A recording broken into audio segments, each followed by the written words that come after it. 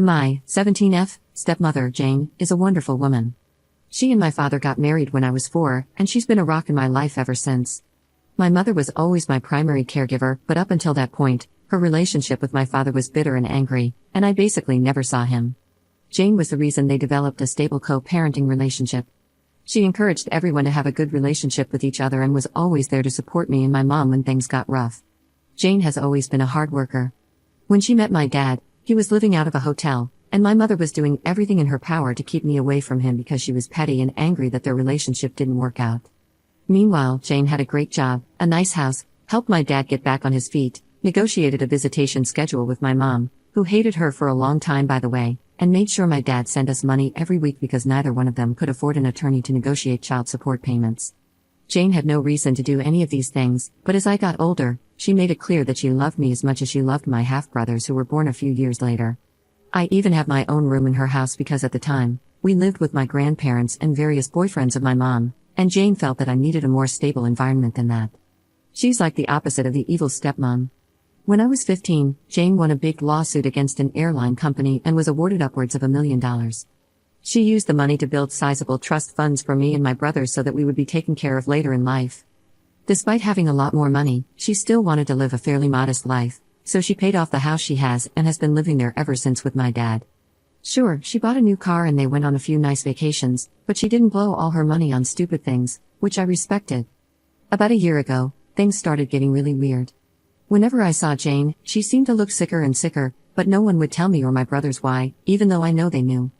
All we knew is that she was at the hospital a lot.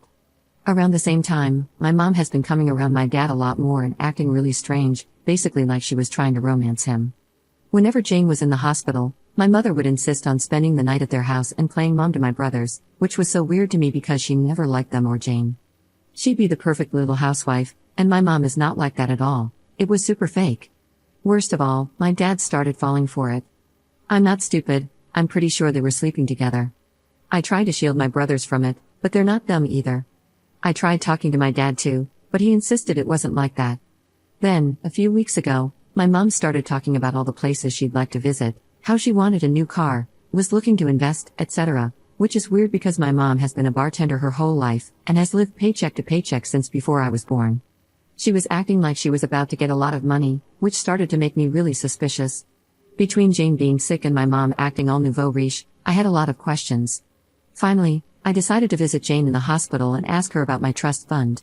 I found out that if anything happened to her, my dad would inherit all the money, including full control of the trusts for me and my brothers. She asked me why I was so interested in the trust fund, so I told her what's going on with my parents and how my mom has been acting with my dad. I didn't want to, but after everything she did for me, she deserved the truth. It really hurt me to break her heart like that, especially once I found out that she was basically in hospice at this point because of irreversible kidney failure. She's only got a few more months. We both cried so much. Then, 2 days ago, everything came to a head. My mom stormed in, furious, and started arguing with my dad. Apparently, Jane met with her lawyer and changed the trust so that my dad would get nothing, and all of the trusts would be controlled by my step-aunt. She demanded to know how Jane found out about their relationship, and I came out and told them that I told Jane everything.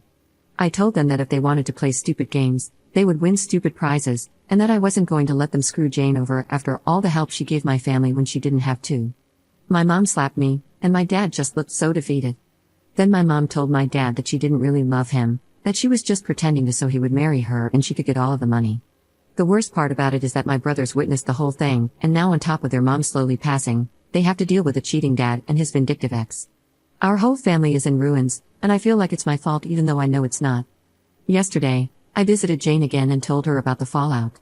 She apologized and said that she had to dissolve my trust fund to make sure my mother didn't get hold of the money, but as her oldest, I will inherit the house/property after she is gone, and that's worth more than the other 2 trust funds combined.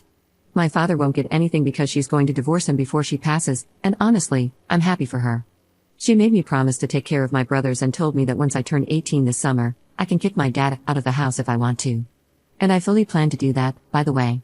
I haven't talked to my dad since, and I can't even look at my mom. I can't believe they would conspire to do this to Jane after all this time. Just proof that they deserve each other, and I'm embarrassed that they're my parents. Once I turn 18, I'm going to cut my dad out as much as I can and cut my mom out completely. I hope she rots. Meanwhile, I'm going to try to be at the hospital as much as I can until Jane passes away. Anyways, I just needed to vent. I'm really messed up about the whole thing, and I feel super betrayed, although I can't even begin to imagine how Jane feels. I'm gonna be so effed up when she's not here anymore. I can't even think about that right now. But at least she's not surrounded by people who just want to bring her down. Up in the comments. I don't remember the exact details, but Jane has a genetic condition where she gets cysts on her kidney. She already had a transplant a few years ago, but now she has developed problems with her arteries or something in her legs, so she doesn't qualify for dialysis.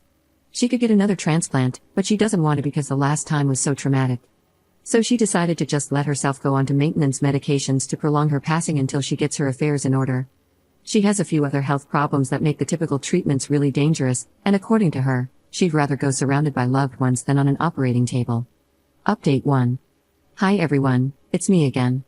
Many of you asked me for an update on my situation with Jane and my family, so I've come back with a few things that have happened since I initially posted.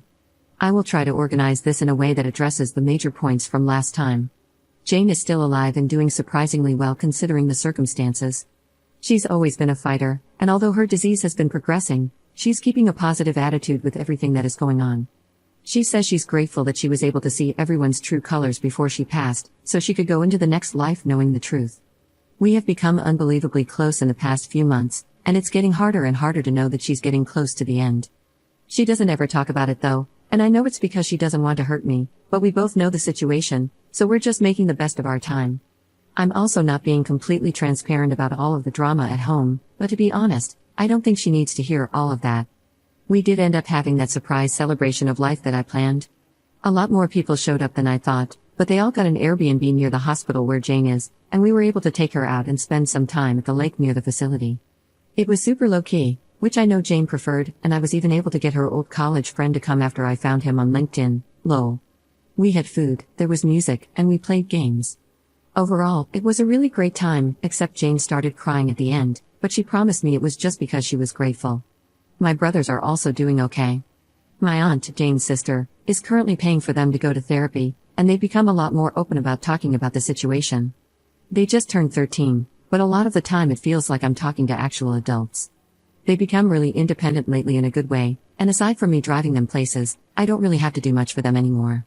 Their grades aren't super great, but they're not failing, and considering the circumstances, it could be a lot worse. They still hang out with friends, and I'm keeping an eye out for depression symptoms and stuff. The situation with my mom is as funny as it is embarrassing, to be honest. She spent a few weeks ignoring us, and then she tried to crawl back into my life, basically begging me to let her move in because her lease is about to expire, and she has nowhere to go. That convo went about as well as you'd think, and she ended up calling me an ungrateful brat and that I couldn't just ignore her because she's my mom. I told her to get out of the house before I called the cops and to go back to my dad, who at that point was only coming home every few days to check on us and grab some clothes. After that, she tried coming by a few times, and when I wouldn't open the door, she would lose her mind and start yelling through the neighborhood. After 3 instances of this, I finally called the cops, but because I'm 17, they told me there's a possibility that I would have to go home with her since technically I'm a minor and need to be with a custodial parent. I told them no way because I was the only one watching my brothers at the moment. That led to a whole thing where after a few hours, my dad basically showed up, and I was allowed to stay there because there was finally an adult present, and I'd basically lived there for over a year. After that, the cops firmly told my mom that if she keeps showing up and causing drama, they would arrest her for trespassing since technically it was Jane's house and not hers. She left and hasn't tried coming to the house anymore, but for a while, she would call me constantly telling me I owed her and all kinds of stuff. She's now blocked on everything, and anything she needs to say to me gets filtered through my dad. As for my dad, well, since he's basically required to be here for another 2 months until I turn 18, we've basically just avoided each other. It's not too bad though because I've been heavily relying on guilting him for everything to get my way. For example, he was going to contest the divorce, but I threatened to kick him out when I turn 18 if he does that, so he just signed all the paperwork and is basically doing whatever Jane tells him to do. I don't openly disrespect him or anything, but I've made it clear that I have no intentions of doing anything he says ever again, and he doesn't fight me on it. Most of the time, he's just in his room, and sometimes he'll go back to my mom's, but only for a day or two before they argue and she kicks him out again. I haven't decided whether or not I'll kick him out yet, and we haven't talked about it either, so I'm kind of playing it by ear. As for me, I'm handling everything as well as I can. I found a new job where I make a little more money, so I've been focusing on saving as much as I can and just being there for my brothers. Between working, school, and visiting Jane, I've been so busy I haven't really had time to really stop and think about everything, but I know it'll come. One of my friends has really stepped up and helped me manage everything, and I'm super grateful to him for being there for me and my brothers, so we'll see how that goes. Anyways, I wish I had something more exciting to share, but that's what's happened since my last post. Thanks again for all the support on my last post.